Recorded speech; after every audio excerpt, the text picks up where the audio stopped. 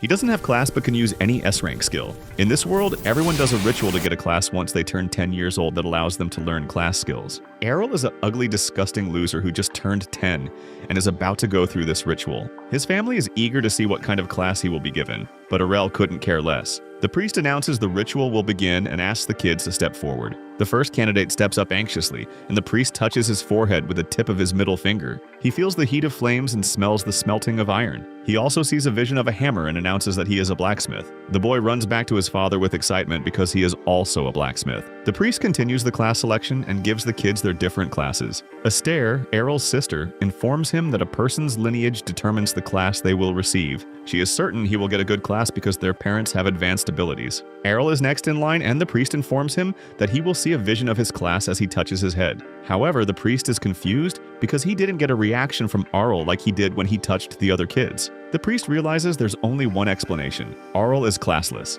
Errol returns home with his family and buries himself in sword practice so he can get stronger. His parents console him and promise to work as adventurers till the last day they breathe, so he doesn't have to work menial jobs. Errol waves off their condolences because his classlessness doesn't bother him. He reminds them that he has been practicing his swordsmanship since he was old enough to wield a sword. He admits it would have been easier for him to get stronger if he had been blessed with the swordsman skill, but he won't let that discourage him. He is grateful he knows how to wield a sword properly, and he plans to work hard to become a hero. Errol's parents are impressed with his dedication and insight at such a young age. They are certain he will make a good name for himself when he gets older. Errol leaves them and heads to the practice fields to continue his training. When he gets there, he finds two boys sword fighting. One of the boys recognizes him as the classless loser and wonders what he came to do on the practice fields because it is only used by swordsmen. Errol reveals that he came to train just like everyone else, but the boy reveals that swordsmen don't need to train. They only come to the practice fields to show off their skills. He decides to give Errol a demonstration of their skills, and the boys continue their sword fighting.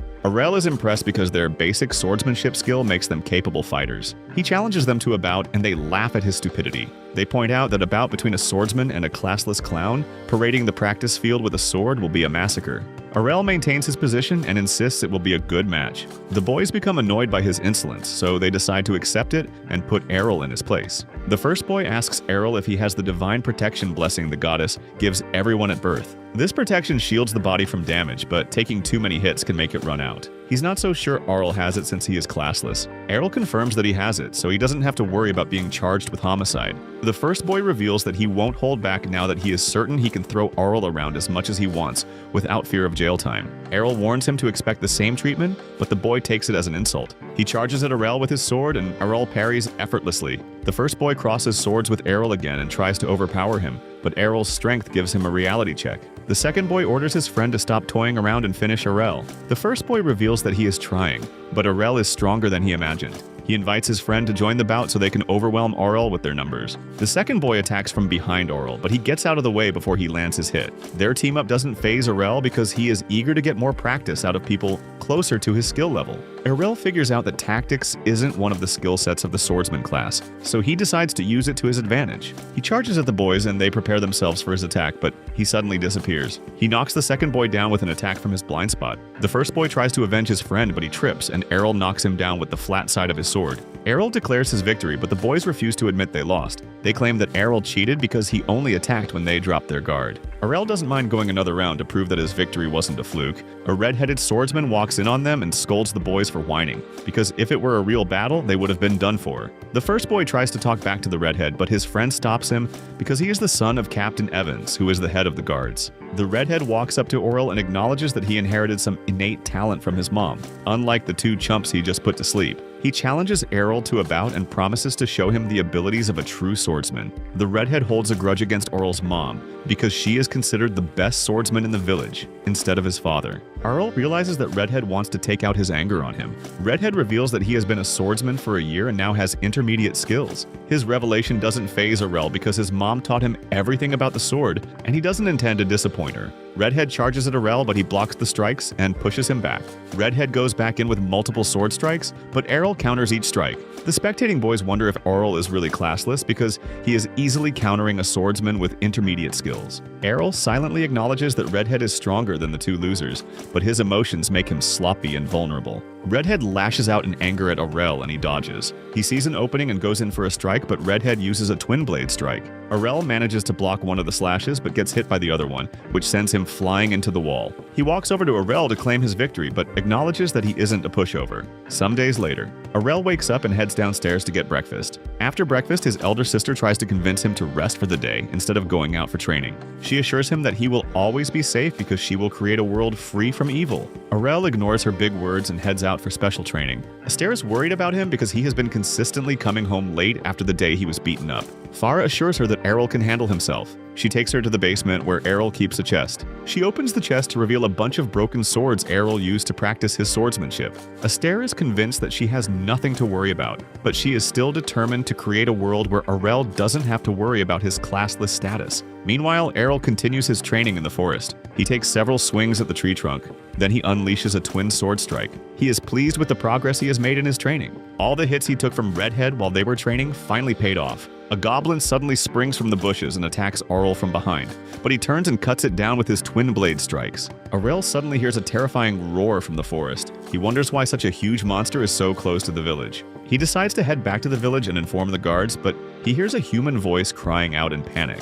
Errol realizes that he doesn't have the luxury of time. He decides to face the monster because he is certain he is strong enough to defeat it. Aurel walks to the source of the human voice and peeks through the bushes to find Redhead in a bad state against a hobgoblin. He spots a practice board on a tree and figures out that Redhead was practicing just like him when the monsters ambushed him. He decides to wait for an opportune moment to defeat the monster. The hobgoblin bears down on Redhead and raises its club. Redhead is too exhausted to do anything but offer a silent prayer of forgiveness for disappointing his father. As the hobgoblin brings down his club, Errol cuts it down with his twin blade slice. Errol gives Redhead his holy water to cure his injuries and restore his divine protection. Redhead drinks it and recovers, but he immediately confronts Errol about the skill he just used because only skilled swordsmen can execute it. Errol admits that the technique is complex, which is why he devoted extra time and effort to learn it. Redhead doesn't understand what Errol is saying, so Errol explains that he figured out the secret to the technique was harnessing the power of the sword's momentum. He thanks Redhead for constantly using the technique when they sparred, which allowed him to discover its secret. Errol reveals that he has been training to master the technique because he didn't want to lose to Redhead in their next bout. Redhead is impressed with Errol's dedication and decides to test the fruits of his training. Errol is skeptical about getting into battle with Redhead, but Redhead insists because he wants to repay his kindness. They take their sword stance and execute twin blade slices at the same time. Aurel's attack deflects Redhead's slice and lands a hit on Redhead. Redhead is surprised he still got hit somehow, and he wonders if Errol snuck in another attack while he was distracted. Aurel reveals that a third slice from his twin blade strike hit him, and Redhead calls him out for it because it is supposed to be 2 sword slices like the name implies. Aurel reveals that those rules don't apply to him because his strike isn't based on a skill. This gives him freedom to modify his techniques as much as his abilities allow. Redhead doesn't believe Aurel because it makes no sense for a classless loser to have a stronger technique than an established swordsman. Errol is tired of his whining and challenges him to a bout to test out who is stronger. Redhead hastily accepts and makes a mental note to keep an eye out for Errol's third attack. They take their sword stance and cast twin sword slices, but Aurel's strike is faster than Redhead's. His strike cancels out Redhead's slice, and the third strike targets Redhead. Redhead manages to raise his sword to block the strike, but the force sends him to the ground. Aurel walks over to Redhead, and Redhead admits defeat. A few days later, Aurel had some tea with his family at night. Farah reveals that Redhead set out for Brescia, and Aurel wonders what's so special about Brescia. Farah explains that Brescia is the city of swords where she used to work in the past. Aurel is eager to visit Brescia and improve his swordsmanship. He is determined to find out how strong he can get without a class. Aurel boards a wagon with other swordsmen and some kids, and they head to the city of Brescia. After traveling for a while, the coachman informs them that they are approaching their destination. The other swordsmen are surprised to learn they are all headed in the same direction. Purple introduces herself to Leather as a dual swordsman, and Leather introduces himself as a barbarian. Purple notices his harsh tone and wonders why he is having an attitude when they are both advanced swordsmen. Leather points out that he doesn't like hanging out with people who expose themselves to the world.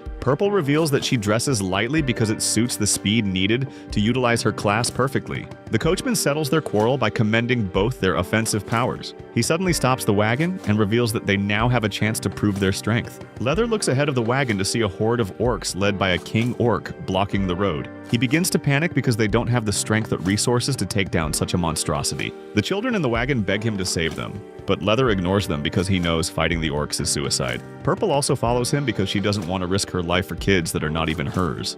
The coachman decides to abandon the wagon and run for his life since there is no one to protect them, but Arel suddenly steps out of the wagon. The coachman tries to stop him because it is too dangerous, but Errol ignores his warning. He rushes at the orc horde and uses his blink skills to dash through them as he cuts them down. The coachman is impressed by Errol's skill, but he suddenly gets surrounded, and he wonders how he will get out of the orc formation because his blink skill is now useless. Arel spins with his sword and performs a blade dance, which clears out the orcs. The coachman can't believe his eyes because the blade dance is a legendary skill that can only be performed by the Blade Princess. Arl moves on to the king orc to attack him, but the king orc attacks first. He swings his mace and brings it down on Arel, but Arl jumps into the air and sinks his sword into the orc king's head. Arel walks back to the wagon and informs the coachman that he has eliminated all threats on the road. He urges him to continue to Brexia because he needs to continue his sword training there so he can become stronger. The coachman teases Errol that he doesn't need to visit Brexia because he is already strong enough. The kids are so impressed by Arel's skill that they wonder what his class is.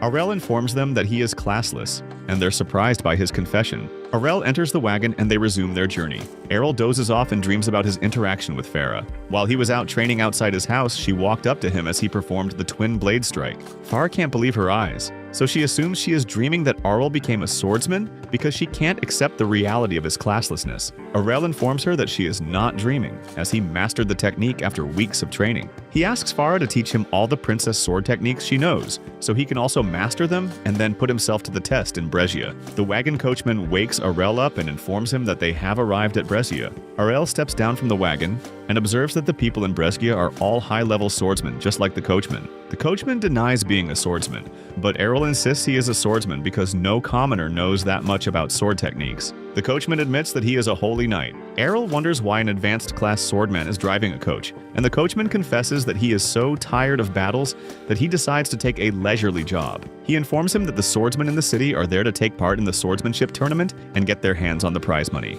He advises Errol to join a guild so he can become eligible to register for the tournament. Errol reveals that he is also there to take part in the tournament, but he would like to spar with the advanced swordsman before that. The coachman bids him farewell and advises him to be careful about his guild choice, because there are some bad guilds in the city. Arel walks into the city to see different guilds advertising to swordsmen so they can join their guild. A lady sneaks up on Errol and tries to catch him from behind, but he dodges her by sheer luck. Errol hears her trip and fall and he turns back to check out what is going on. Lilia gets back to her feet and looks Orel over. She notes that she has never seen him in the city before, so she assumes he is a new swordman looking for a guild to join. Errol confirms that he is looking for a guild. Lilia is happy because she is coincidentally looking for members to join her guild. She presents Arl with a guild contract, but Arl declines her offer and walks away. Lilia chases him and demands an explanation for his rejection without reading the terms of the contract. Arel reveals that he already figured out that she is the head of a weak guild, which is why she is desperate to recruit new members. Lilia tries to put on a show and lie that her guild is quite powerful,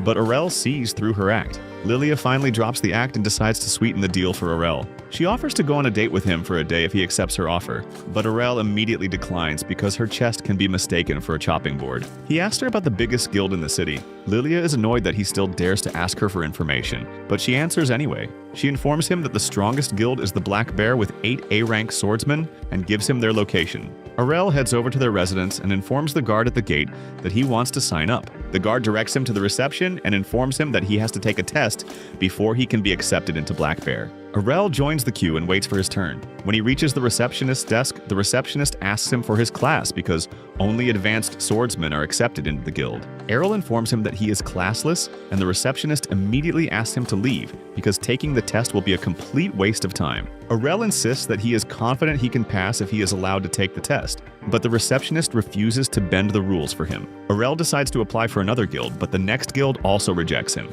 Errol tries all the other guilds in the city, but he gets rejected every time. Arel sits on the city steps, disappointed that he couldn't even pass the document processing stage of the application. He suddenly remembers that Farah gave him a letter of recommendation to apply to her former guild. Arel realizes that his mother already figured out that he would have a hard time finding a guild, so she made plans to ease the process. He decides to find the location of her guild, but Lilia confronts him again and tries to convince him to apply to her guild, as no one else is accepting him.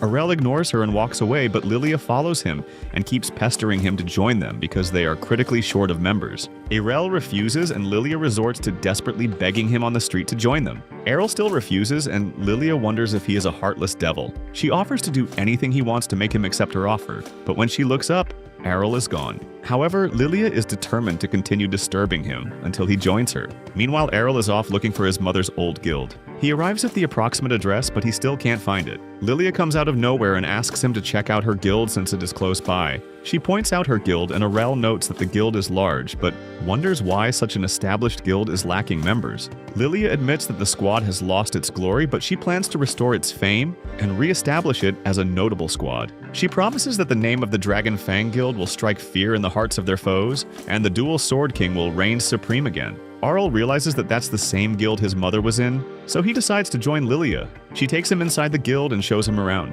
Lilia's dad gets up from the couch because he is surprised to see a new member. Lilia notices the bottle in his hand and reminds him that the doctor warned him to stop drinking, but he shuts her up. Arel figures out that Lilia's dad is the Dual Sword King, but he is missing an arm. Lilia's dad advises Arel to forsake the Dragon Fang Guild because it is about to collapse, and he walks out. Lilia reveals that her father used to be a top swordsman, but after he lost his arm, he began drowning himself in alcohol and lost all social standing. She is certain Arel won't want to join the guild after what he just witnessed, but Arel insists that he still wants to join. After all, he doesn't have a choice because no other guild accepted him. Lilia hands him the guild contract, and he signs it. Lilia looks through his details and notices that he is classless. She warns Arel to stop joking about something so serious, but Arel shows her his card to prove that he is classless. Lilia threatens to hurt Arel if he doesn't retract his acceptance into her guild. She reminds him that he needs to possess swordsmanship skills to be accepted into a guild. Lilia breaks down because she was embarrassing herself on the streets for a classless loser with an ego. She screams out of frustration because she has no idea what to do to stop their guild from collapsing, since Arel will obviously be of no use. Reiner walks in to check on Lilia because she heard her scream. Lilia reveals that she is frustrated because they got a new member, but he turned out to be a classless clown. The description sounds familiar to Reiner, so she looks at Arel and confirms her suspicions. She reveals that they are from the same town, but Arel doesn't know her. Reiner insists that they sparred 5 years ago in their home, but Arel denies knowing a beauty like Reiner because he would have remembered it for life. However, he admits sparring with Redhead, who was Evan's son. Reiner reveals that Evan only had one daughter, and that was her. Lilia is curious if Arel is the classless swordsman that Reiner lost to. Reiner admits that he is the one, but she declares that she won't lose to him again like she did 5 years ago. She invites him to the training room downstairs to have their long overdue rematch. Arel follows her without question, and Lilia gives the signal to begin the match. Reiner attacks with her twin blade strike, and Arel wonders why, especially since she knows he can nullify it. He counters with his own twin blade strike, but Reiner's attack dispels his slashes and hits him. Arel is surprised, so Reiner explains that her sword is 5 times as strong as her previous sword. She advises Arel to adapt because he can't bet her with the same technique from 5 years ago. She vows to defeat Arel with the new power skill she obtained. She attacks Arel, but he blocks her attack, and they cross swords. Arel praises her for putting in so much effort that she obtained an advanced skill. Reiner ignores his flattery and continues slashing at him. Arel blocks the slashes, but he backs off because he will lose if he keeps taking attacks like that. Arel points out that he doesn't think it is wise for her to show all her cards so quickly, but Reiner insists that she will win regardless. Arel reveals that she won't hit him with any attack if that is her speed limit. Arel's big words pisses Reiner off, so she lunges at him and knocks his sword out of the way before slashing him. She is convinced she landed a hit, but Arel's image disperses and he attacks her from behind. Reiner tries to understand what just happened, and Arel reveals that she attacked a shadow. Reiner has a hard time processing his statement because he shouldn't be able to pull off shadow skill since it is a supreme level skill. Reiner attacks Arel wildly, but he dodges her attacks and fools her with 2 shadows to land a hit. However, he notes that his hit barely did damage against her divine protection.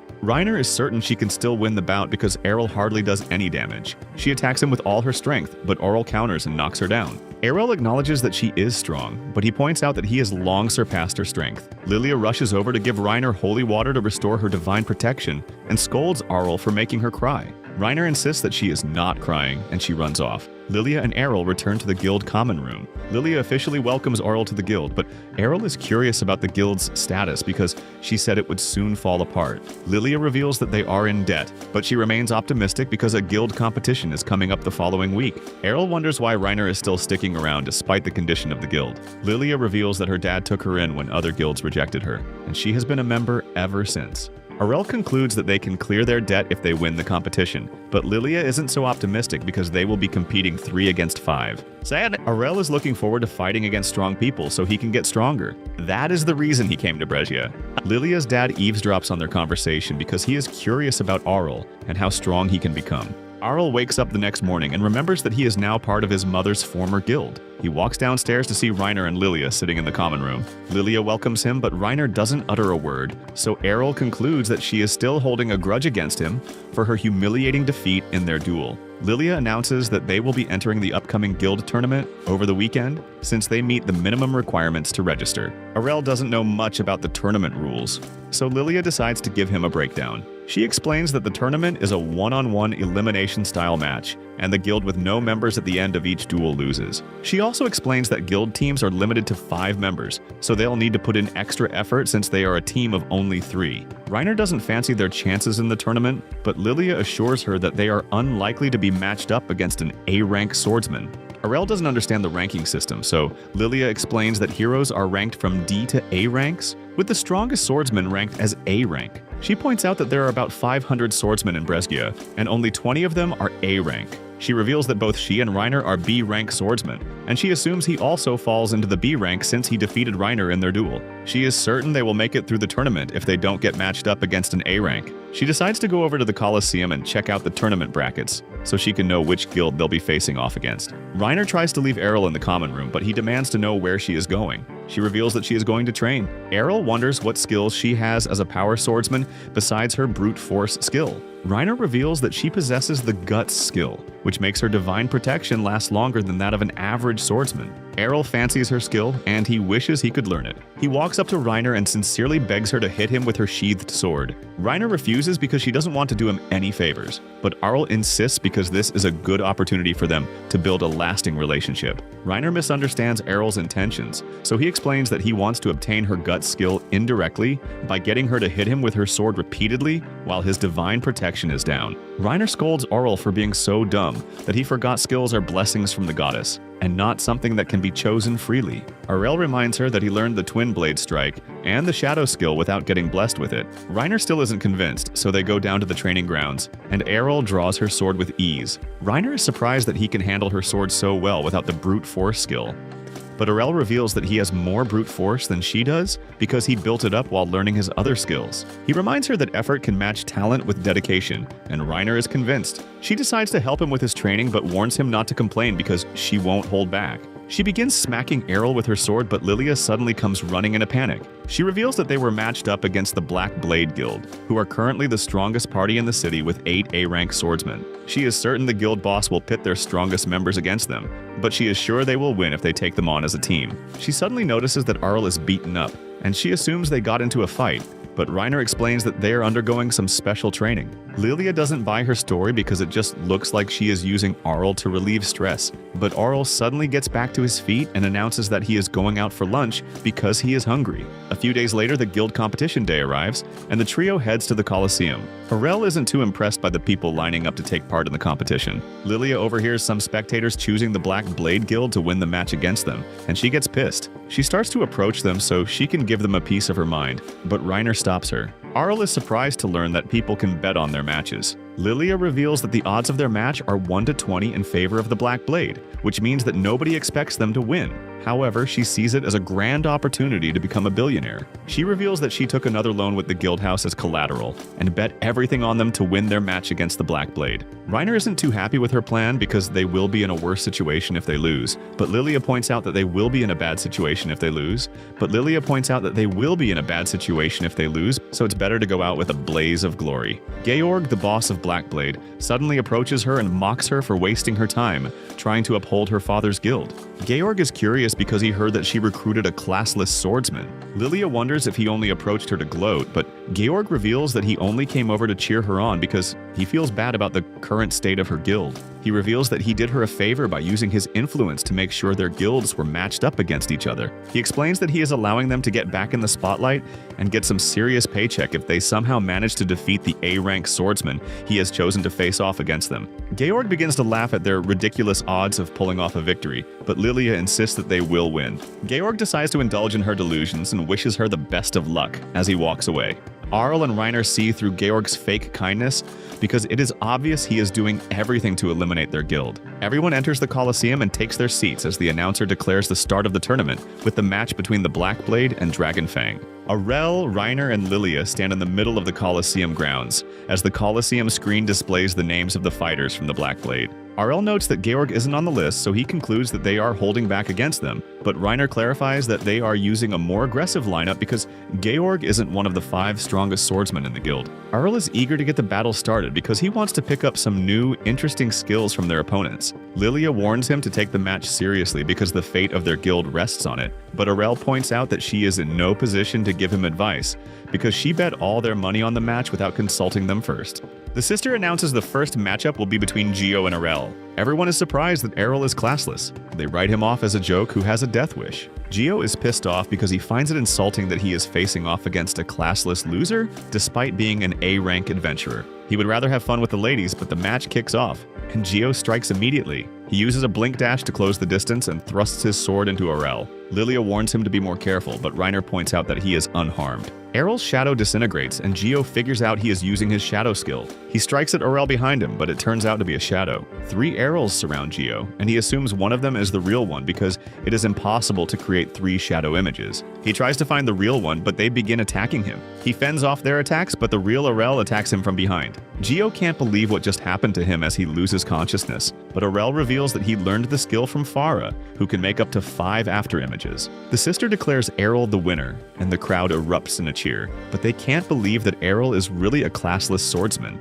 Lilia and Reiner are impressed with Arel's performance, but Arel is more interested in getting back to training as quickly as possible so he can imitate Geo's thrust sword strike. He looks forward to the next matchup so he can pick up more skills. The next contender steps up and the match begins. The swordsman tries to attack Arel, but he blocks his attacks easily. He counters with his twin blade strike to knock out the swordsman. The next contender steps up and feints with his dagger while attacking with a kick. Arel uses his shadow skill to sneak behind him and knock him out with one strike. Lilia cheers Arel on so he can take out the last 2 members of the Black Blade. Reiner scolds her for leaving everything to him, but she admits that Arel is the only one among them who can take out the A-rank swordsman, so she is giving emotional support. Shield steps up as the next contender, and the fight begins. He scolds Arel for lying about his class, but Arel insists that he wasn't lying. He attacks Shield, but his attack barely does any damage because of his high magic protection. He decides to wear it out with persistent attacks, but Shield scolds him for complaining when he shouldn't even be a match against him. Arel reveals that he earned his place in that duel by putting in tremendous effort,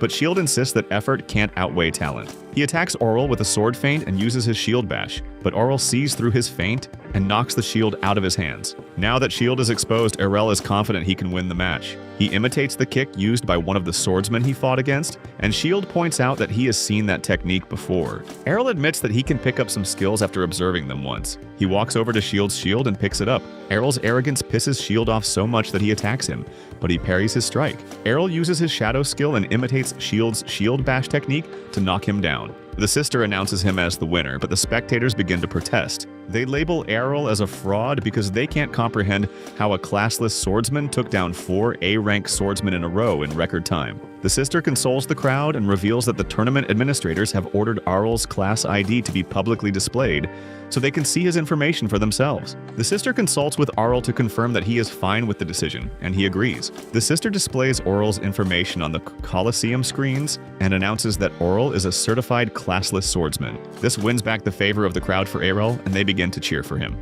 Lilia scolds Reiner for withholding the information about Arel's true strength, because she would have taken a higher loan to bet on their victory. Reiner confesses that she didn't know he was strong enough to progress this far into the matchup without their help. Lilia reveals that she is going to start making preparations for a marriage certificate because she wants to tie Arel down as her limitless gold factory. The sister announces that the last contender is Masamune, who is a master samurai. He takes the stage and Erel immediately notes that he possesses a katana instead of the common broadsword. Reiner and Lilia are surprised by Masamune's appearance because they have never heard of him. They realize he is their trump card, and they hope Erel can match his abilities. The sister announces the start of the battle and Masamune gets into his sword stance. Erel feels the threat from his stance, so he decides to keep his distance. Masamune commends him for seeing through his plan of luring him in and using his ultimate skill to defeat him. Erel begins to approach him, and Masamune can't understand why he is making such a senseless decision, despite hearing his plans. Erel reveals that he has no choice but to move, because they will remain in a stalemate otherwise. Erel also reveals that he is curious about Masamune's ultimate skill, but Masamune warns him that his curiosity could be his downfall. Erel keeps approaching him as he tries to come up with a plan. He considers using his shadow strikes, but he figures out that Masamune will see through it because he is quite perceptive. He stops at the edge of his sword range and concludes that he has to be faster than his strike. He steps into Masamune's range and he strikes, but Erel disappears. Masamune is surprised because he is certain Erel didn't use an afterimage, which means he was faster than his sword strike. Erel appears behind him and commends him for being fast, but he points out that he was trained by someone faster. He uses Piercing Tempest to defeat him, and Lilia is surprised to see that he has mastered the Sword Princess technique. The sister announces Erel as the winner, and he walks off the stage. Lilia and Reiner congratulate him on his victory, but Georg silently plots his revenge from the shadows. Late at night, Dragonfang celebrates their victory with a toast. Lilia enjoys her drink, saying nothing beats celebrating after winning. Arl notes in surprise she's old enough to drink, while Reiner holds juice and accepts her situation. Lilia moves closer to Arl and boldly asks him to marry her. He refuses without hesitation. She teases him for being shy, but he insists he isn't. She continues, saying she can fulfill his desires, but Arl replies he'd rather marry someone like Reiner. Lilia is shocked, and Reiner blushes, flustered. Embarrassed, she snaps that he should have at least lied instead of rejecting Lilia so plainly. Arl calmly asks why she thinks he's lying. Reiner stammers that people say she acts like a man since all she does is train. Erel admits he once thought the same, making her sigh about lacking feminine charm. But Erel disagrees. Reiner says she aims to be the strongest swordsman and has no time for femininity.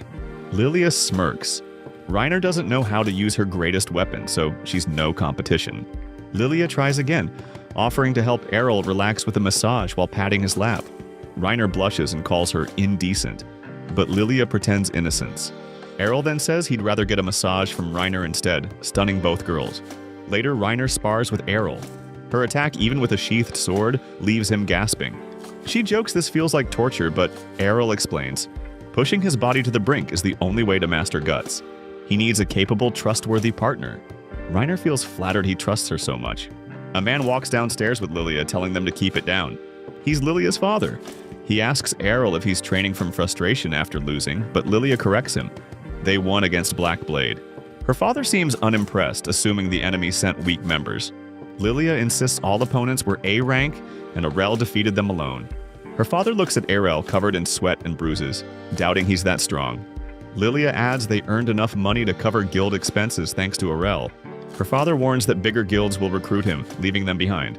Lilia refuses to believe it and announces she and Erel will marry. Erel immediately denies it. Her father tells her to give up. Erel speaks up, saying even though Lilia can be silly, she's better than people who give up without trying. He asks when her father will stop moping and act his age. He can still wield a sword with one arm. Her father snaps. He grabs Erel by the collar, asking what he knows. A dual swordsman who can't wield both swords has nothing but useless skills. Arl admits he's right. He has no class or special skills either. Her father shoves Erel away and walks off. Arl comments that even with his injuries, Rod is incredibly strong, and it's a waste to give up. Lilia feels thankful, believing Erel's words might inspire her father. Reiner agrees Rod just needs to find his passion again. Erel hopes Rod will teach him someday. Lilia suggests Arl explore a dungeon to learn new skills. Erel asks what a dungeon is, making Reiner sigh. She explains there's a massive dungeon beneath the city filled with traps and monsters. Arl grows excited. Reiner agrees to join for combat experience before the Sword God Cup. When Erel asks what that is, Reiner groans.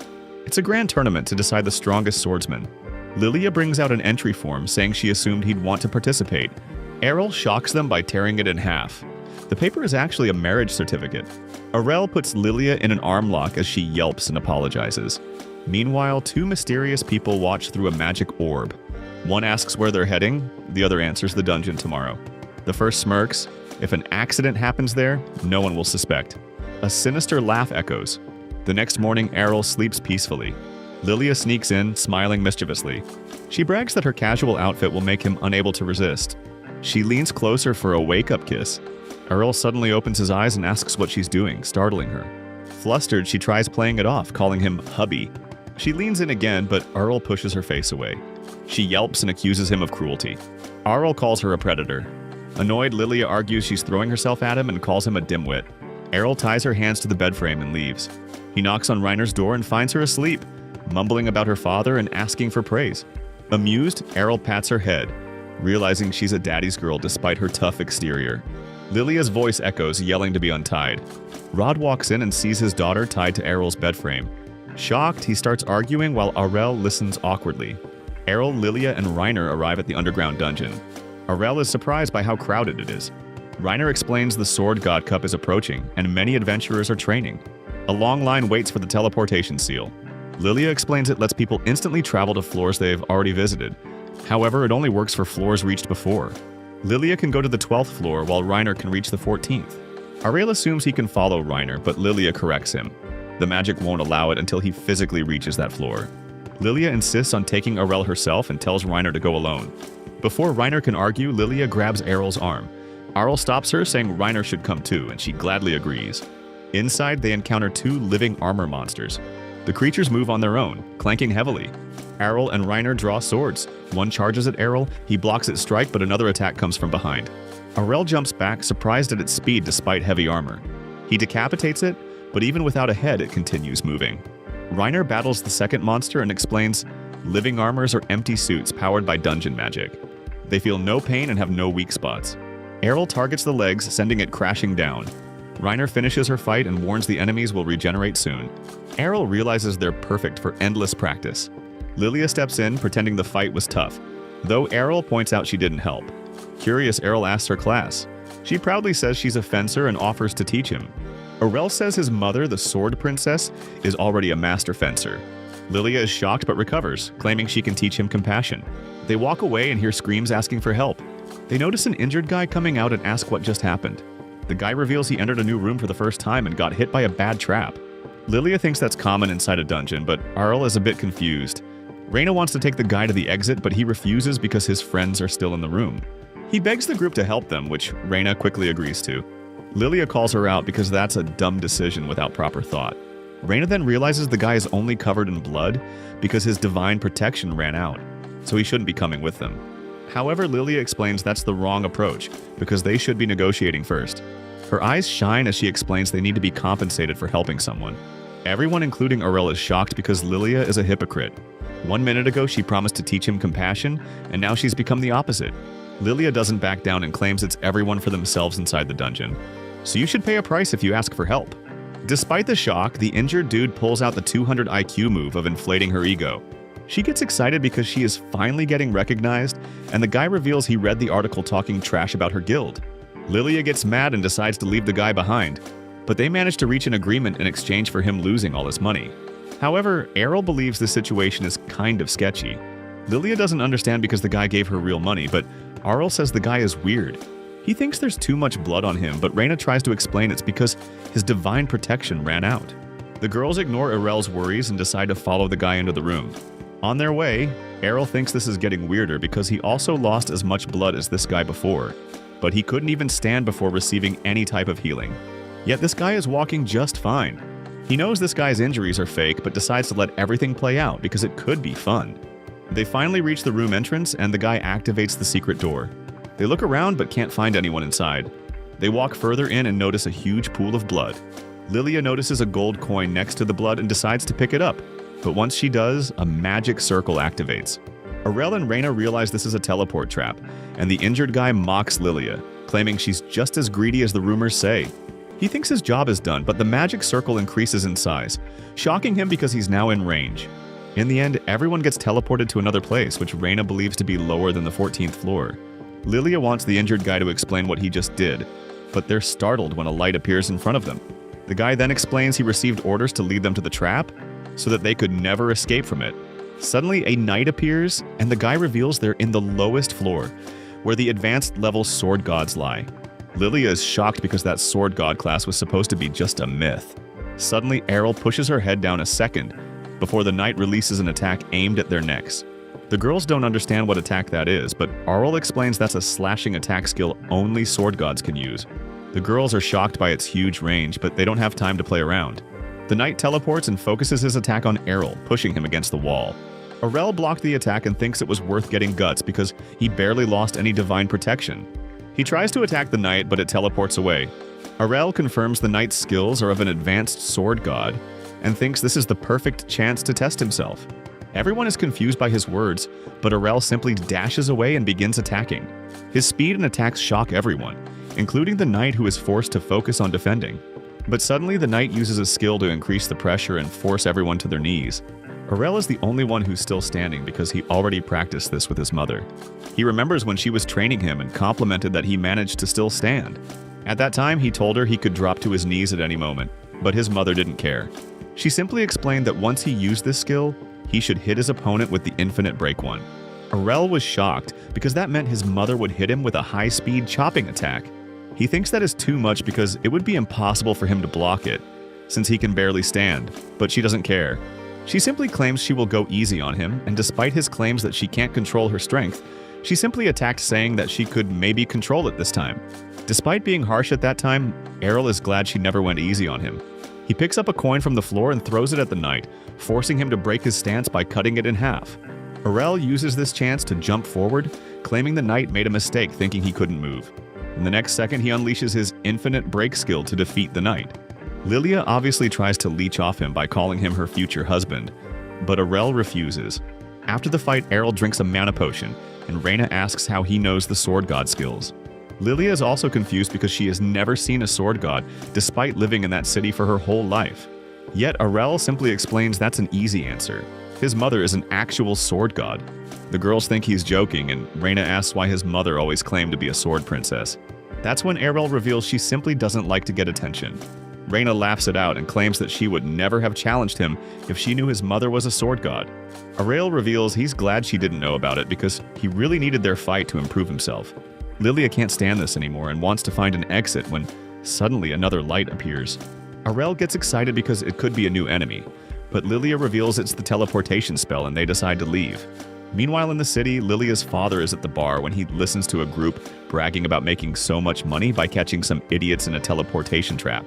The group feels bad because their other member also got caught by the trap, but they begin to laugh it out. Turns out they knew he would get caught but never told him just to get a bigger share. One of the guys then mentions this is a crazy ending to the Dragon Fang Guild. Upon hearing this, Lilia's father asks to hear more about this, and they realize he was their old guild leader. He begins throwing a tantrum, but a guy named Georg stops him. Rod thinks Georg is behind this, and the guy reveals that his guild members saw Lilia's party entering a dangerous hidden room in the dungeon.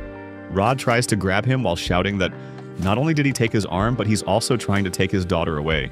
He falls to his knees while calling her name when suddenly, Lilia and the group enter the bar.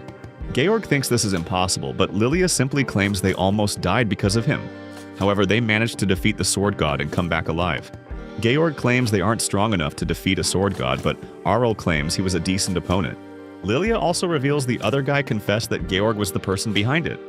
Georg leaves because he knows nothing can be done about what he did and gets home. He's angry because he thought he would finally become the strongest adventurer now that Errol's mother and Rod were out of the picture.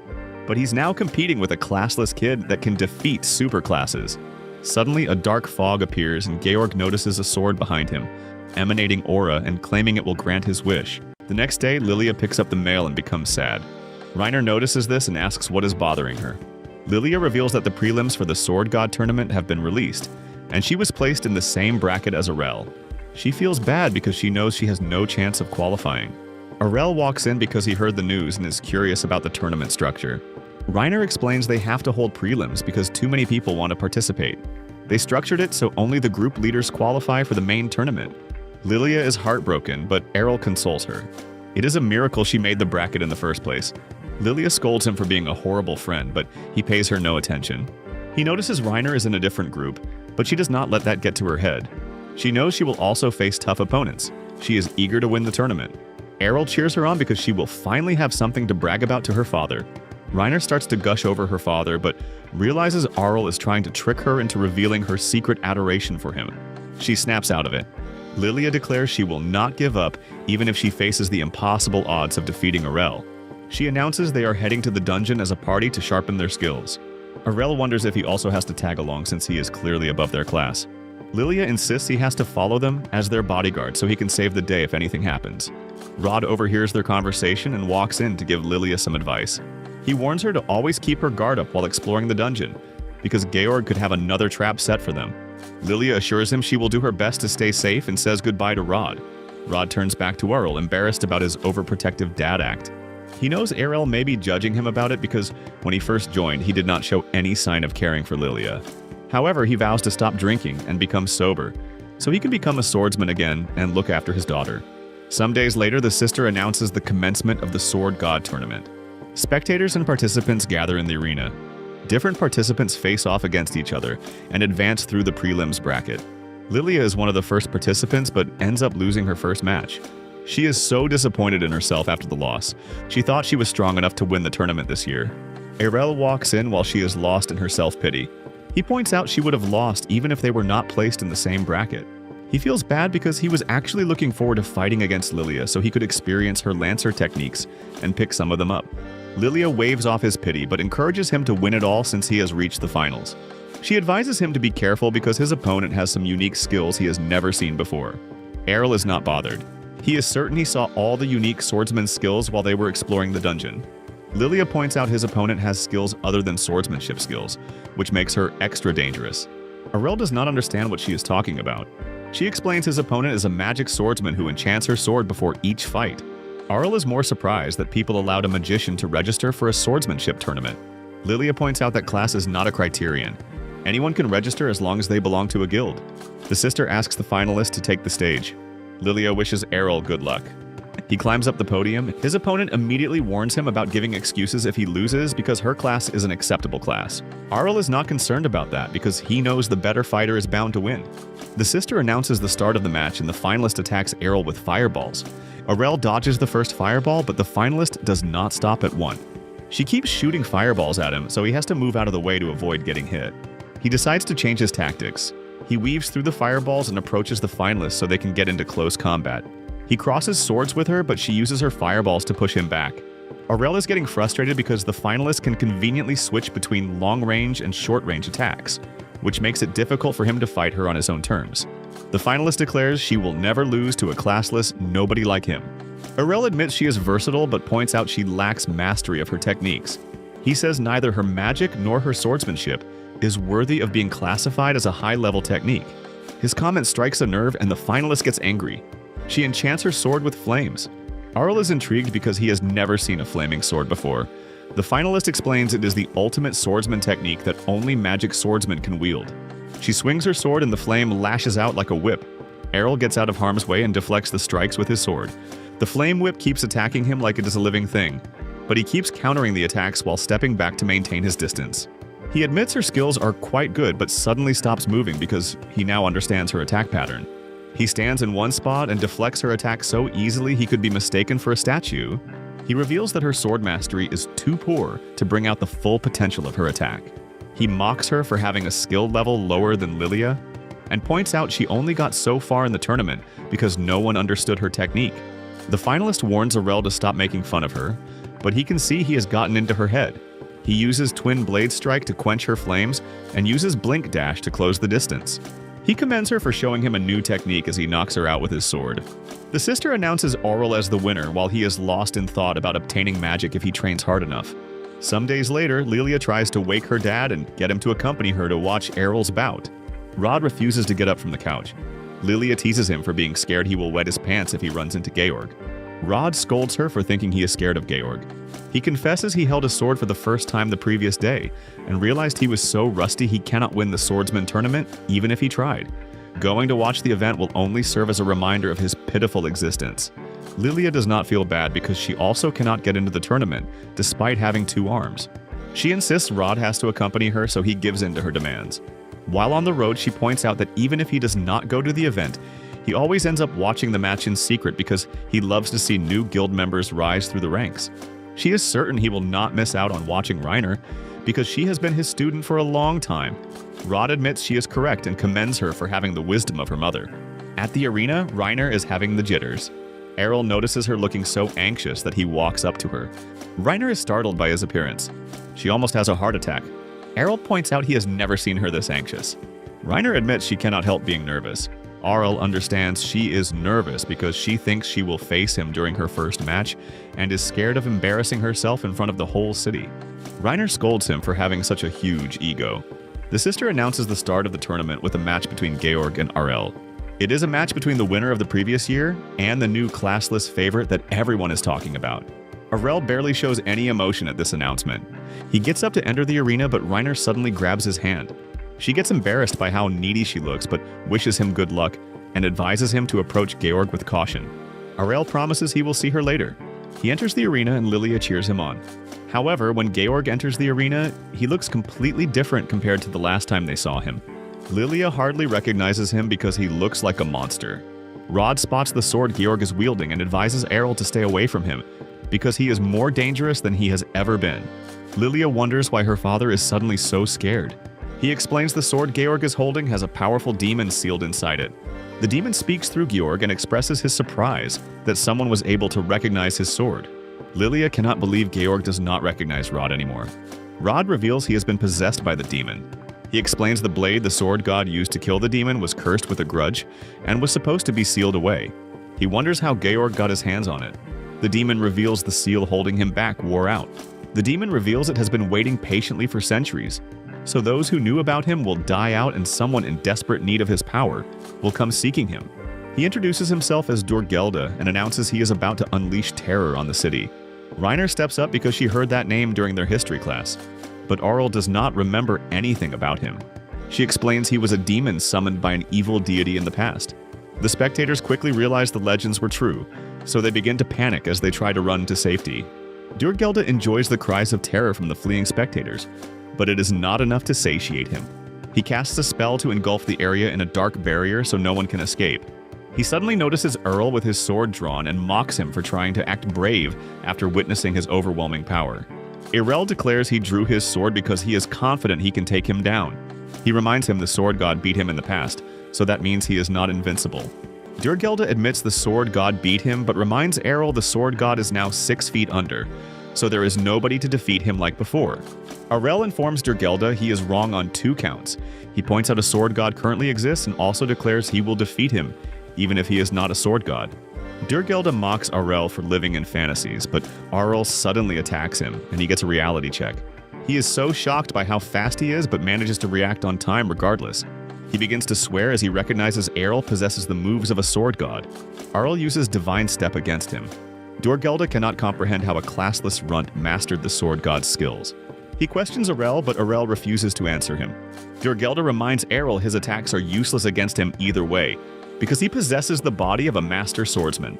He fends off Arel's attack and pushes him back. He attacks Errol with his sword and lands a hit.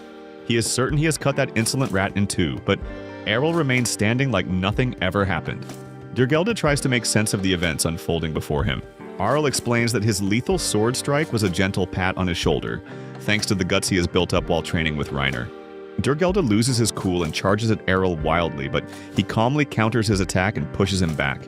He attacks him with infinite break and triggers millions of sword strikes per minute with his afterimages. The strikes push Dorgelda back. He becomes desperate as he realizes he is being overwhelmed. However, he cannot do anything about it, and Arel lands a few hits. Dorgelda realizes he is fighting a losing battle because Orel somehow has the abilities of the sword god who defeated him long ago. He cannot believe he is failing at the hands of the child of a sword god who inherited her class. Arel reminds him he is classless and finishes him off with a sword strike. Arel walks over to Dorgelda's motionless body. The spectators warn him to be careful, but Errol declares he cannot fight back because his magic protection has been completely depleted. The people begin to cheer for Errol as their hero. He walks down the podium to meet Reiner while Dorgelda tries to fake his unconsciousness as he makes plans to retreat. He tries to think of a way to escape Arel and hide out in a safe place until he can regain his full power and return to get his revenge. He decides to transfer to another human in the crowd and scans the spectators for someone with a physique good enough to help him make a getaway. He spots Rod and chooses him as his perfect candidate. Lilia expresses how happy she is that Aurel and Reiner made it out of the encounter alive. Reiner does not feel so good because the organizers will have to cancel the tournament due to the unfortunate events that have taken place. Durgelda possesses his sword and launches at them. Aurel detects his movement and warns Reiner to get out of the way, but she does not react fast enough. He assumes Durgelda is aiming at Reiner, so he pushes her out of the way, but Durgelda changes direction mid-flight and attacks the stands. Rod protects Lilia from getting hit, but the impact creates a cloud of dust. Reiner calls out to them through the dust to make sure they are all right. The dust settles and Lilia announces she is fine because her father protected her. Suddenly, Rod holds Durgelda's sword to her neck and takes her hostage. Aurel figures out the sword is Durgelda's main body. He scolds himself for missing that detail and attacking Georg instead of the sword. Durgelda declares it is too late to show regret for the past. He has to let him escape if he wants Lilia to remain unharmed. Aurel points out he does not care what happens to Lilia, but Durgelda warns him to drop the tough act because he can see Rod's memories. Lilia told him he is her fiancé, so she must be very precious to him. Lilia tries to act like she does not know what Durgelda is talking about, but Aurel can see she is still trying to force him into marriage. He decides to kill both of them so he can finally have peace, but Reiner stops him. Durgelda is surprised he does not actually care for Lilia. Aurel reveals he can only value something that has worth, but Lilia is not worth anything. Durgelda demands an explanation. Lilia confesses she made the story up because she wanted to force her fantasies to become reality. She begs Durgelda to spare her life. Reiner feels bad for her, but Aurel assures him Durgelda cannot kill her, even if he tried. Durgelda overhears Aurel's bold claim and tries to show he can do it if he wants, but his hands suddenly become stiff. Rod takes back control of his body and declares he will not allow Durgelda to hurt Lilia. He frees her, and she rushes to safety. Durgelda tries to battle for Rod's consciousness. He reminds him he can give him all the power he needs to regain his lost glory. Rod admits he would have fallen for his antics if he had not been a few days too late. He reveals Aurel taught him he can regain his reputation the honorable way by working hard. Rod overcomes Durgelda's hold over him and tosses the sword at Aurel. Aurel slices the sword in half and the barrier over the arena disappears. He is certain Durgelda will not be coming back after that. Some days later, Rod takes some recruits to the training room for tryouts. He smacks them around so much they begin to reconsider their decision to apply for their guild. Rod scolds them for relying too much on their skills instead of actually defending against their opponent. He calls the next recruit to step up and face him, but they all run for their lives. Lilia finds a recruit hiding in a corner. She calls him out for being a wuss. She reminds him they only allowed him to join their guild because he promised to do his best to improve. The recruit points out this isn't what he signed up for. Rod looks like a monster instead of a one-armed swordsman with a handicap. Lilia admits Rod has grown more passionate after rediscovering his dignity as a swordsman. She silently thanks Aurel for breathing life back into her father. The recruit wonders if Aurel will be coming to the guild headquarters. He wants an opportunity to meet his idol. Lilia informs him Aurel has dropped out of the guild. She suddenly becomes sad because she can't marry Aurel since he left her behind. She feels lonely at the guild without both of her new friends. Reiner also went running after Aurel, leaving her alone with her father. Aurel employs the services of the swordsman coachman to give him a lift out of the city. The coachman is surprised by his sudden decision to disappear from the city, right after winning the Sword God Cup. He suggests he stay for a while and enjoy the praise and adoration the people now have for him. Aurel reveals he left because there's nothing left for him in the city. The coachman is curious about his choice to travel to such a little village, instead of going to a bigger city in hopes of getting more skills. He guesses the village is Aurel's hometown. Aurel confirms this. He also reveals he's coming back to test his skills. He thinks he can finally win a duel against his mother. The coachman laughs at him for being scared of his mother, despite being the champion of the Sword God Cup, but he acknowledges the strength of mothers is a universal threat. Aurel arrives home and tries to sneak up on Farah while she's tending to her flowers in the garden, but she senses his presence immediately. He feels bad she detected him, but she admits he's grown stronger. It took her a while to sense his presence. He informs her he won the Sword God Cup. He's about to challenge her to a duel, but before he can say anything, she approaches him in a flash and points a flower at him. He realizes he would have been done for if the flower was a sword. He praises his mother for reading his intention. Farah points out it's a natural mother's instinct. She suggests they go to the training ground behind the mountains to spar. They'll destroy their house if they spar so close to it. He accepts her suggestion and they head out. They arrive at the training ground and face off against each other. Farah is eager to witness the new skills he's picked up from his training. He points out she won't be so eager when she begins to feel the pain of his strikes. Farah decides to drop the friendly act. She runs at him in a flash.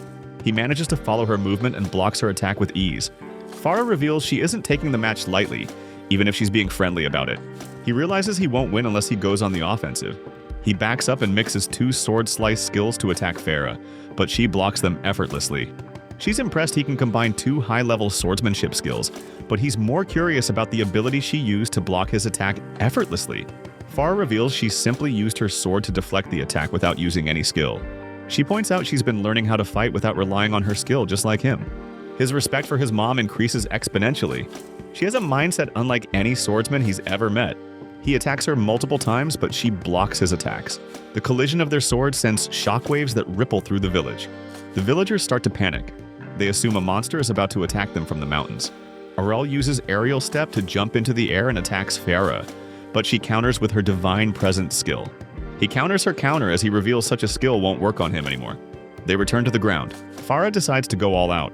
She ignites her sword with light and dashes at Aurel, but he does the same thing. They cast the same skill as they clash in the middle. Meanwhile, Reiner walks up to Aurel's house hoping to find him at home. She knocks on the front door. Mira opens up. Mira demands to know what she wants. She reveals she came to visit Aurel. Mira is surprised she knows Aurel because he doesn't typically interact with cows.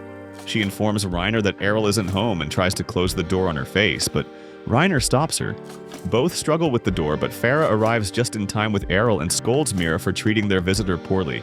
Mira immediately jumps into Aurel's hands and welcomes him home. She notices both look beat up and wonders what happened to them. Aurel reveals they were training, which makes Mira curious about the winner of the bout. Farah admits Aurel won because he's grown stronger than her, but Aurel refuses to let the win get to his head. He explains he only won because of the physical strength advantage he has over Farah. Reiner acknowledges Aurel's impressive victory over Farah, who is a sword god. But Aurel reveals it's not a win he's eager to celebrate, because Farah is no longer at her peak form. Farah is hurt by Aurel's hint that she's become old. She decides to change the topic and invites Reiner inside so Aurel can introduce her properly. She serves them tea and dessert and asks about how they met each other. Aurel reveals they met in the city and lived together. Farah and Mira begin to raise their eyebrows, but Reiner explains they lived together only because they were in the same guild. She begins to question Aurel's loyalty because he abandoned their guild without a second thought. Aurel points out he didn't do anything wrong because he left a letter of resignation. Reiner explains courtesy demands he says goodbye to his fellow guild members before leaving, but he points out he didn't have any reason to spend another minute in the city because he's already acquired the useful skill he came for. Farah commends Reiner for being so worried about Aurel that she came all the way to their village just to make sure he's okay. Reiner reveals she's from the village and didn't come all the way only because of him. Instead, she came to ask Farah to accept her as a disciple. Farah doesn't recognize her because she's never seen her in the village before. Evan suddenly calls out to Farah from outside and warns there's an emergency they need her help with. He walks into the house and informs her something dangerous happened in the mountains not too long ago. They went to investigate and found the ground split apart with several felled trees. He asks her to join them as security while they continue their investigation, but Farah reveals further investigation won't be necessary because they were the cause of the destruction in the forest. She explains the noise they heard was from their battle with a monster they defeated. Aurel was scared his mother would reveal the truth, but he's relieved she was able to cook up a convincing story. Evans is glad nothing dangerous is threatening the city, so he decides to go back and inform the evacuees. He suddenly spots Reiner and wonders what she's doing there. Farah reveals Reiner came to ask for lessons on how to be a good wife. Evan's eyes suddenly become teary as he realizes his daughter is now old enough to be asking such questions. Reiner clarifies there's a misunderstanding because she only wants to learn how to become a better swordsman. Farah agrees to teach her how to become a better swordsman, but she also offers to give her a free course on how to become a good wife. Evans immediately agrees to Farah's offer. He explains he swore to raise Reiner right after his wife died, but he could only teach her swordsmanship. He's glad there's someone who can teach her proper housekeeping, like he never could. He profusely thanks Farah for helping him, but Reiner protests because she doesn't get a say in her affairs. Evans ignores her protests and informs them he's returning to their duties. He encourages Reiner to pay full attention to Farah's lessons. Aurel goes up to Leon's study and finds him studying magic. He wonders what research Leon is doing. Leon informs him he's trying to discover a new ultimate technique. Aurel informs him he defeated Farah in sword training a few moments ago, so he asks his father to teach him all about magic. Leon informs him it's impossible to teach someone magic, and advises him to give up his intention to learn it. Downstairs, Farah gives Reiner a lesson in chopping vegetables. She hands her a knife, but Reiner has no idea how to cut a vegetable because she's never done it before. She wields the knife like a sword. Mira tries to warn her she's not on the battlefield, but Reiner strikes the vegetable with all her might and ends up splitting the table. Mira begins to throw a tantrum because Reiner broke her favorite mug, which was on the table. Reiner sincerely apologizes to Mira because she never meant to make her sad. Farah offers to teach her everything about housekeeping from the basics because it's obvious she has zero experience in it. Reiner begs her to stick to just swordsmanship training, but Farah refuses. Farah reminds her she needs to refine her body, mind, and skills to become the best swordsman. She explains the best way to do that is to handle house chores with diligence. Farah expresses how exciting it is to have another daughter in her house. Reiner asks about Astaire because she hasn't seen her around. Mira reveals she left home after swearing to make the world a better place for classless people like Errol and hasn't returned since. Reiner acknowledges there's a lot of discrimination against classless people, but she knows she doesn't have to worry about Errol because he's stronger than everyone. Some minutes later, Errol assists Leon in fixing the broken table. He wonders why Leon didn't use his magic to fix the table. Leon admits Farah likes the smell of sawdust on him. He offers to give Aurel a magic demonstration. Aurel accepts. He rebuilds Mira's broken cup with magic and invites Aurel to a discussion while they clean up. He advises Aurel to give up on magic because not everyone is blessed with the mana to learn it, since it's a special ability. He points out he's never heard of anyone without a class or skill who can cast spells. Errol insists it isn't impossible. Leon agrees, especially since he won the Sword God Cup without having a class. However, he points out he only achieved that with hard work. But hard work won't grant him the ability to possess mana. Aurel wonders how Leon is so sure he doesn't have mana since he's never been tested. Leon explains he would have been given a magician class and would have started casting spells long ago if he had an ounce of mana. Aurel insists he has mana because there was an incident he had with Reiner while she was trying to help him obtain the Guts skill. He explains he needed to drink holy water to restore his holy protection after it was depleted. Lilia offered him an unknown drink because he'd exhausted their supply of holy water. Reiner advised him not to take it because it could be poisonous, but he chose to drink it regardless because poison could help toughen his organs. Aurel reveals the drink wasn't poisonous and he felt like he recovered something other than his divine protection when he drank it. Leon figures out it's possible Aurel recovered his mana when he took the drink. He immediately offers to teach him everything he needs to know about magic. Aurel is surprised by how eager Leon is to teach him about magic. Leon admits he's always been jealous that Aurel only learned swordsmanship from Farah. He asks Aurel if he can feel the sensation of what he got from the drink moving throughout his body. Aurel acknowledges he feels some of it. Leon asks him to try to release it by condensing it into a single point in his hand. Aurel concentrates and creates a small ball of light in his palm. Leon jumps to his feet to congratulate him for controlling his mana. Now that there's concrete proof Aurel has mana, there's no limit to the magic he can learn. Aurel suddenly collapses. Leon picks him up. He reveals he needs to rest because he's used up his mana. Aurel is surprised a little flash of light used up all his mana. Leon explains it's because he's never trained his mana.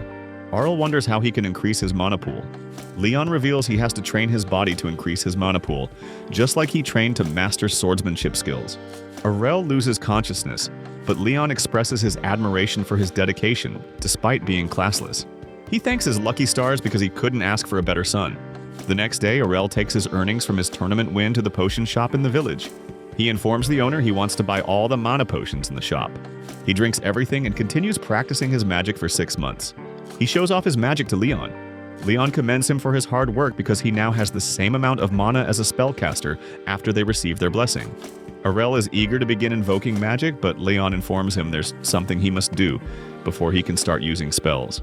He hands him a script with some inscriptions and informs him he must learn the spells written on it before he can cast magic. He explains that since he doesn't have the skill that will make spells pop up in his head when he needs to cast them, he needs to commit the spells to memory and recite them every time he wants to cast a spell. Aurel realizes it's going to be tricky to master it. Leon reveals he can visit the academy in the City of Magic to learn the basics, but he needs more training to reach the entry level. Aurel is ready to begin training so he can reach that level as soon as possible. Later that day, Mira makes dinner for everyone. Aurel commends her cooking. Mira refuses to acknowledge her because cows are supposed to be cooked, not doing the cooking. Farah praises her for coming a long way in both her swordsmanship and housekeeping training. Leon also commends her, but Farah scolds him for commending another woman in her presence. Leon assures her she's the most beautiful woman in his life, and that he'd use his magic to grant all her wishes. Aurel is impressed by his father's confidence in his magic. He decides to become a stronger magician so he can replicate his father's self-confidence. 3 years pass since Reiner begins her training at Aurel's house. She prepares tea and serves it to Aurel's mother, who tastes it while Reiner watches with a thoughtful look. Arl's mother finds the tea delicious, and Reiner feels relieved and thankful, believing it's because she learned from a great teacher. Their calm moment is interrupted by Mira's crying. She rushes in, saying she went to wake Errol but only found a note in his room. Reiner reads the note and learns Errol has gone to the City of Magic. She's shocked, while Mira continues crying that her big brother has left again. Errol's mother comforts Mira, saying that even if Errol was excited about the city, he should have at least said goodbye. Reiner reflects that she once did the same thing, leaving without notice, and now understands how painful it feels. Errol's mother sighs, noting that both her eldest daughter and son are free-spirited, wondering who they inherited that trait from. Errol's father appears soon after, looking sleepy as if he just woke up. Meanwhile, Errol travels in a carriage with 3 other students. He asks the driver how long until they reach the City of Magic.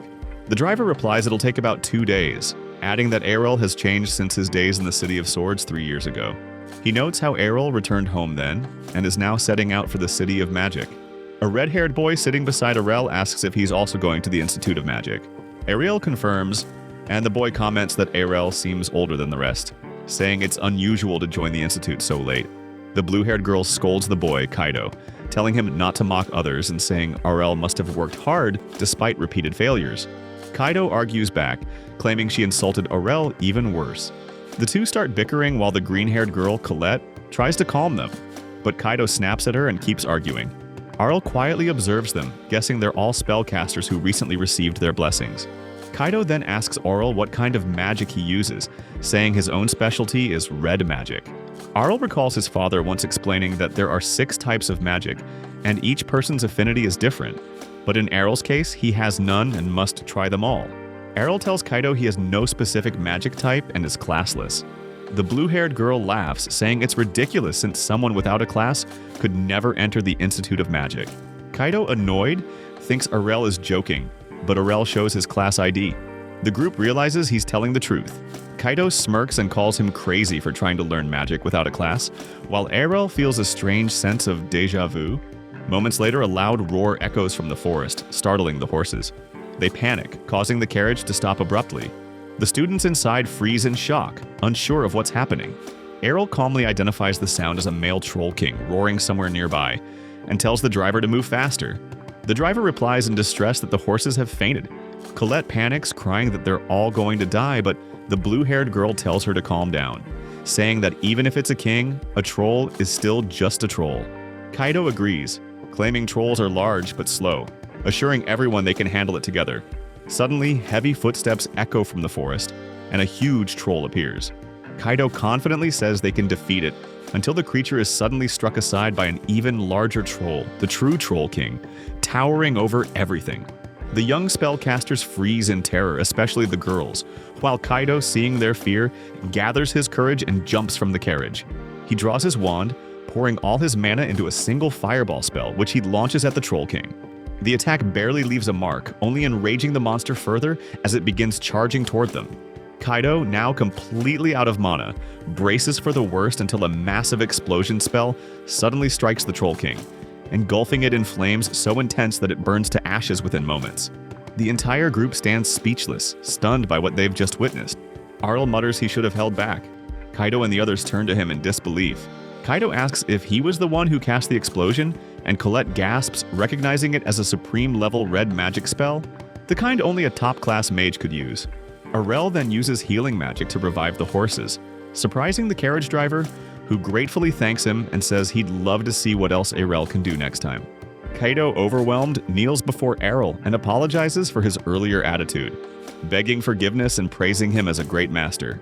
Arl insists he isn't a master, but Kaido keeps fawning over him, declaring his wish to become an incredible wizard like Arel.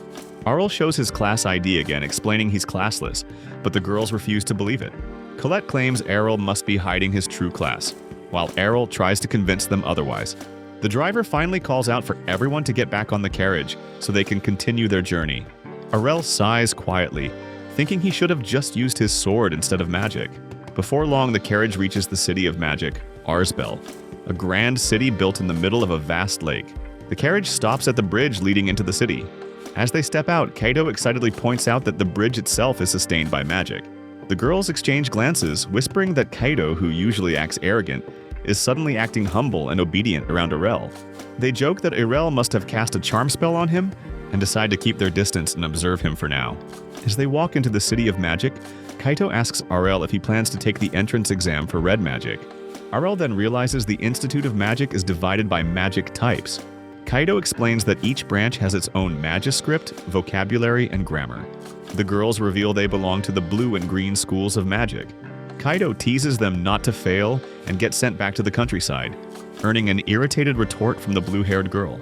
Meanwhile, Arel silently hopes he won't be rejected like he was in the City of Swords. They continue together with Kaito leading the way. At the Red School of Magic, Kaito points out the reception desk, where applicants register for the entrance exam.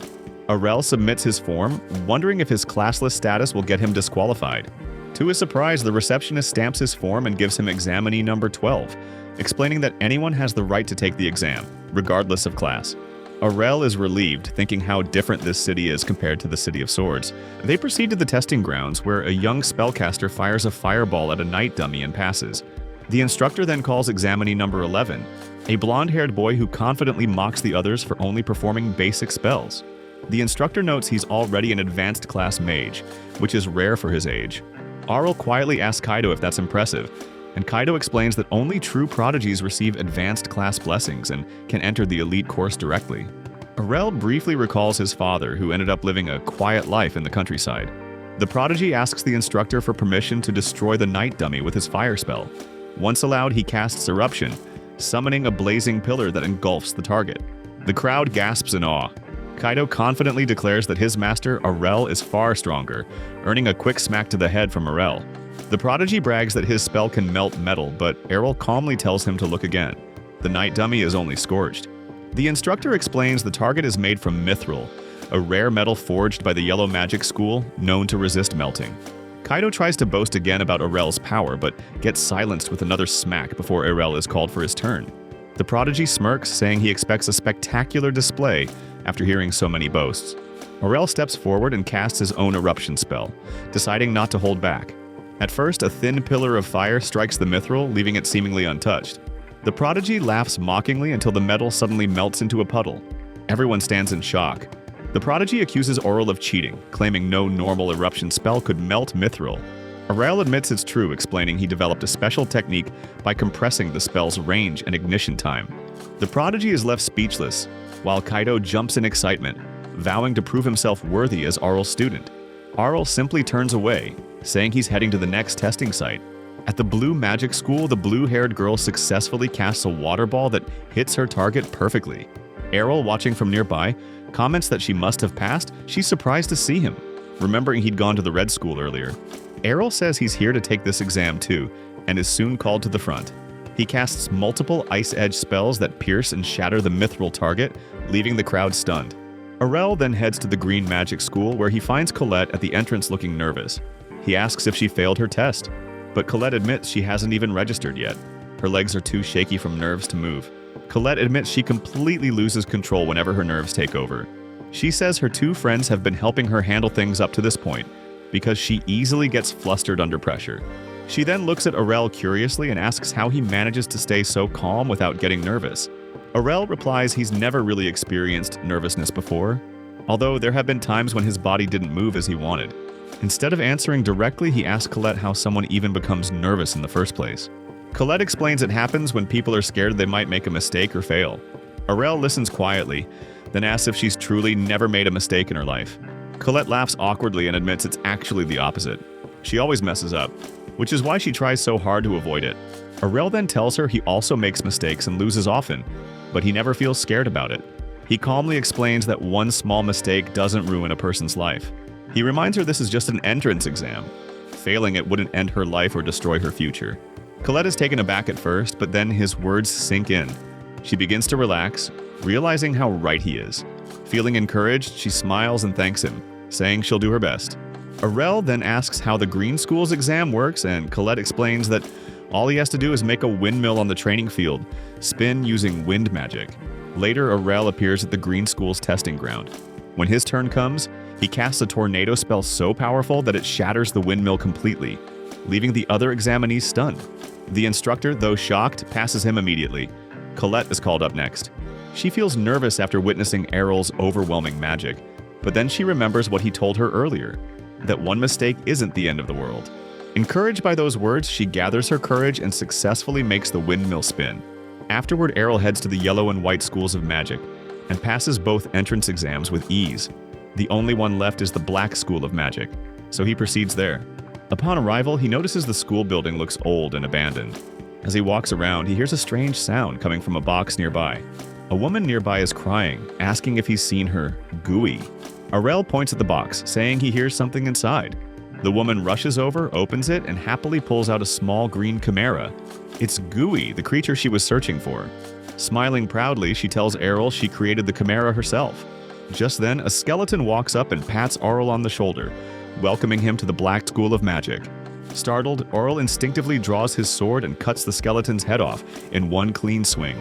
However, the skeleton calmly picks its head up and puts it back on. Errol, wide-eyed, asks if it's an undead monster. The skeleton cheerfully introduces itself as Latalia and claims to be the beautiful office clerk of the Black School. Aurel is left speechless but then asks about the entrance exam. Latalia laughs and explains there isn't one. There are hardly any students interested in black magic, so anyone who comes is automatically accepted. Aurel can only nod in quiet understanding. Later, Errol walks across the school grounds when he hears familiar voices calling out to him. Kaido and the others run toward him, saying they've been looking everywhere. They excitedly ask which school he plans to join, each one insisting he should choose their own. Aurel surprises them all by saying he isn't joining just one. He plans to attend all 6 schools of magic at once. His friends stare at him in disbelief, completely shocked by his decision. Errol shows off his IDs from the 6 schools he got accepted into, and Kufa can't believe he pulled it off. She wonders how the other schools didn't learn he was already admitted to any of them. Errol reveals student information isn't shared between schools, and he looks through the schedules for each school and is confident he can attend all of them together if he improvises. He suddenly changes his mind when he notices the course schedules overlap. Kaido reminds him he warned against applying for 6 different schools at the same time because he can't attend them all. Aurel points out attendance is only 20% of the grade required to pass. Since the majority of the grade is based on exams, he's certain he'll scale through as long as he scores well on them. Colette points out he won't pass his exams well without attending classes because the most recent information, which tends to be covered during exams, isn't in the textbooks. Aurel asks to borrow their notes to solve the issue, and they agree. But Kufa wonders what he'll do about the other 3 schools where he can't borrow notes. Aurel reveals he doesn't have to worry about the School of Black Magic because they don't take classes there. Since the School of Black Magic is a self-study school, that leaves him with focus on the yellow and white schools. Kaito is pleased with his analysis and suggests they attend the Red Magic School together on their first day. Kufa takes Colette aside and asks her how Errol plans to manage attending 2 schools at the same time because she heard attending just one properly is nearly impossible. Colette admits Aurel is very mysterious and doesn't do things like an average person. Kaido calls out to them and gathers everyone around so they can attend their first class together. They enter the class and Kaido is so eager for his first day that he can't wait to take his seat. Aurel directs him to the back, but Royce spots them before they can take their seats. He recognizes them immediately, but they ignore him and walk past. Royce screams at them because he's pissed off they're ignoring him. Kaido finally recognizes him as the sore loser from the exams, but Royce denies losing.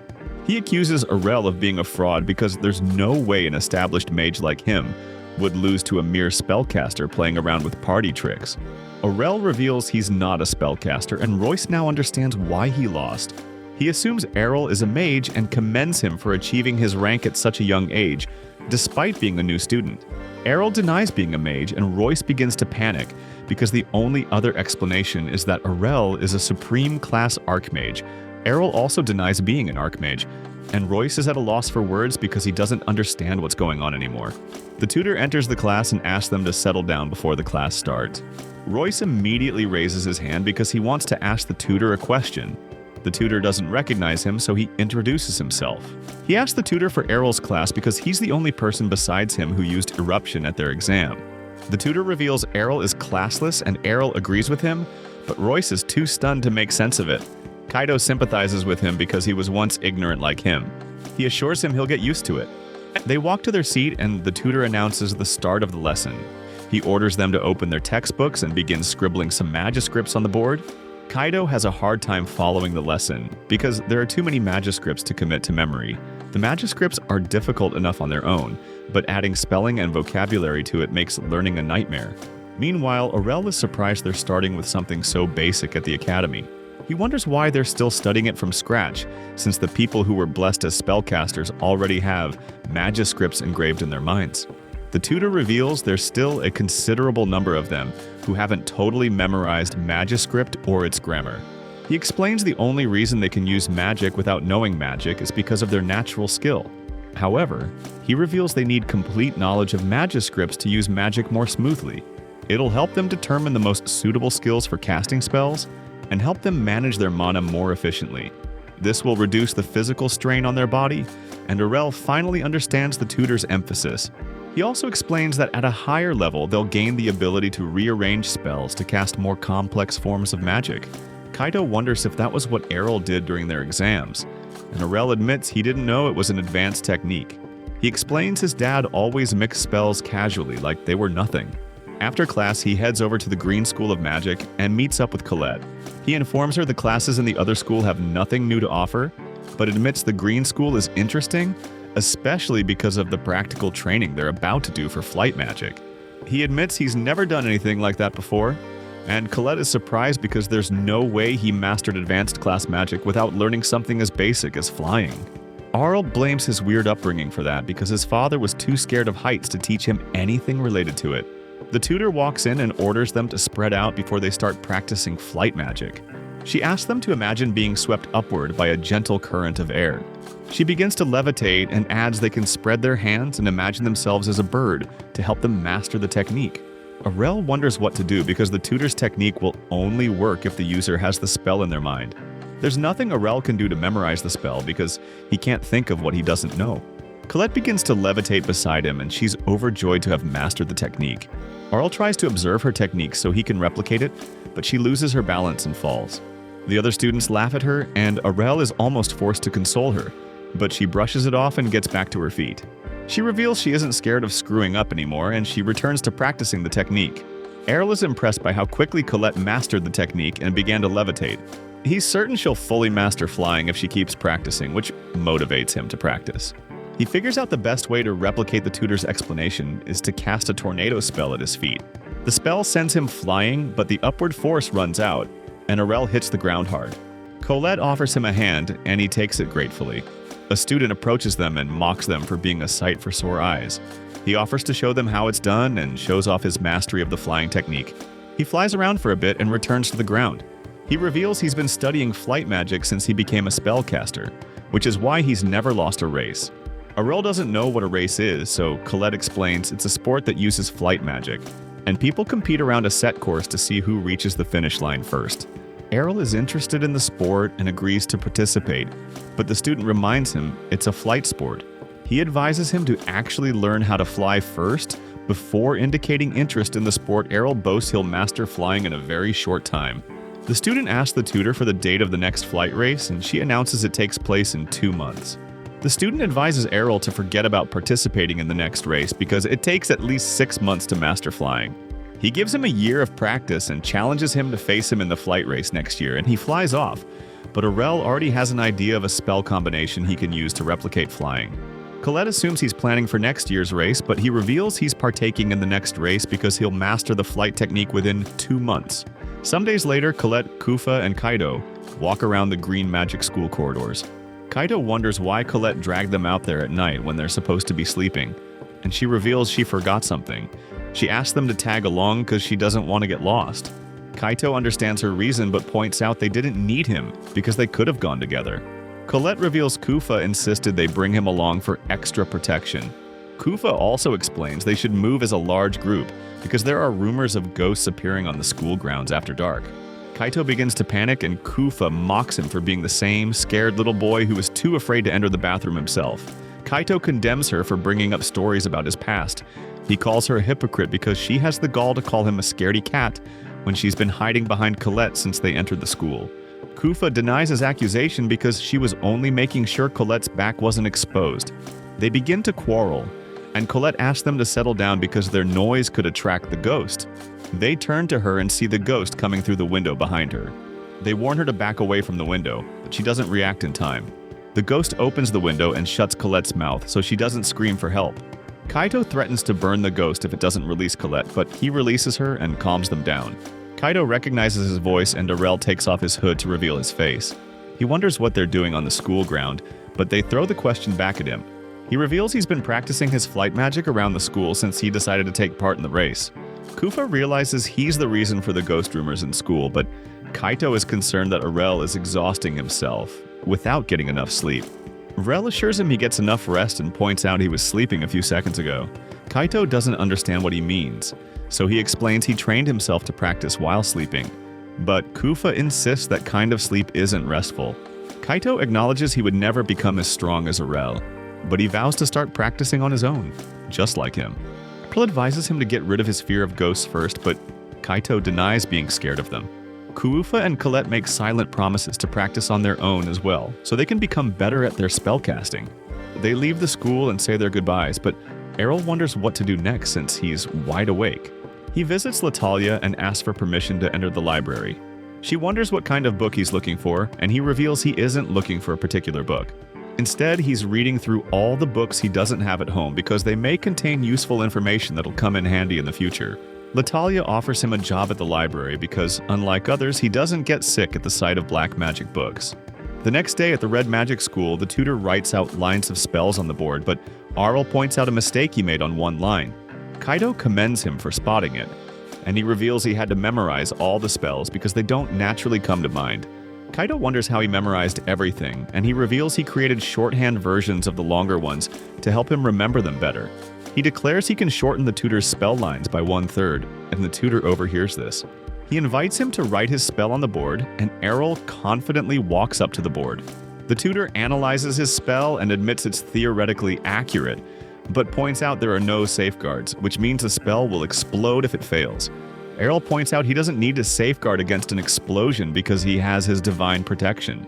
The tutor insists the divine protection won't shield him from pain, but Errol insists he can handle it as long as he doesn't die. The tutor realizes Errol has complete mastery of spells, so he offers him a chance to take a promotional exam to the 2nd grade. Royce demands an opportunity to take the test as well, and the tutor agrees. He takes them out to an arena and announces the start of the promotional exam for both of them. Arl doesn't understand what they're supposed to do, so the tutor explains that once they enter their lane, the gate at the other end of the wall will open and a monster will emerge. Their objective is to defeat the monster from a distance with their magic. He warns them to be careful because the monsters will attack if they get too close. He wonders who will go first, so Royce volunteers. He goes down into the lane, and the tutor gives the signal to open the gate. A Minotaur emerges and immediately charges at Royce. Royce tries to use his eruption spell on the Minotaur, but it's too fast for the spell to make contact. Arel notices his spell is stronger than the last time he used it during the exam, and the tutor acknowledges it's a result of his classwork. Royce tries to use the eruption spell multiple times on the Minotaur, but none of them make contact. The tutor points out eruption isn't the best spell to use on a moving target, and Royce has an even lesser chance because he's panicking. The Minotaur reaches Royce and swings its arm to strike, but it suddenly disappears. Royce is relieved, but the tutor assures him the school will never allow any harm to come to their students. He steps out of the lane, and the tutor informs him he failed. He commends him for coming so far because students typically study for 2 years before attempting the test. Royce realizes the tutor wanted him to understand how much he has to learn before he can confidently call himself a mage. He promises to keep studying magic humbly until he achieves that level. Tutor Bacchus orders Arl to enter his lane and informs him they've prepared a monster of the same species for him. He orders the gate to be raised, but the monster that emerges looks larger and darker than the previous one. The caretaker rushes over to inform Tutor Bacchus they mixed up a superior Minotaur into the exam course. The superior Minotaur charges at Errol, and he tries to use 2 fire spears to immobilize it, but it jumps over his spells easily. Tutor Bacchus advises Arl to step out of the lane because he's scared the superior Minotaur will break through the barrier that's supposed to protect students from harm, but Errol refuses because he's certain he can beat it. His fire spears double back and hit the Minotaur from behind, immobilizing it. Tutor Bacchus realizes Errol gave the spears a homing effect. Errol uses his eruption spell to defeat the Minotaur. He comes out of the lane and Tutor Bacchus announces he passed. He invites him to the 2nd grade class the next day. Kaido spreads the news to Kufa and Colette, but Arel isn't satisfied because he wants to take the promotion exams at the other schools too, because he's confident he'll ace them.